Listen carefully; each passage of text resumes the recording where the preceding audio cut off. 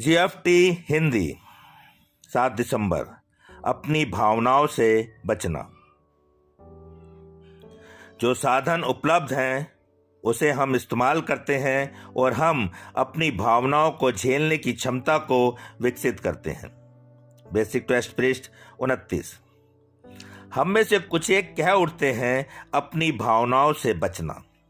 तुम जरूर मजाक कर रहे हो। जब हम नशा लेते थे तब हमने कभी भी यह नहीं सीखा कि अपनी भावनाओं से बचने के लिए क्या कुछ किया जाए।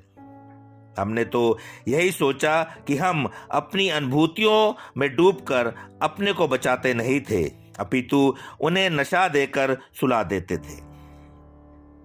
समस्या यह थी कि अपनी ना सहन कर सकने वाली भावनाओं से बचने के लिए हमने नशों के रूप में जो इलाज ढूंढ लिया था वही हमें मार रहा था।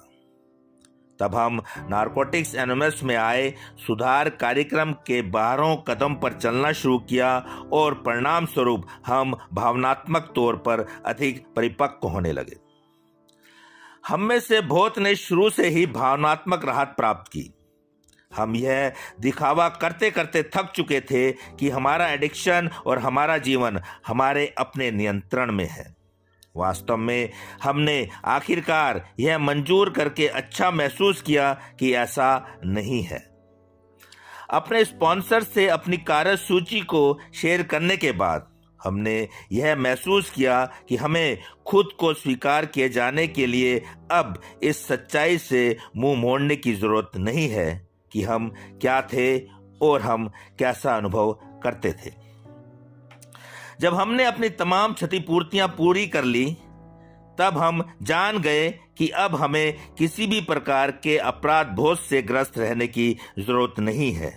अब हम इसके लिए अपने को जिम्मेवार मान सकते हैं और अब यह हमें मार नहीं देगा।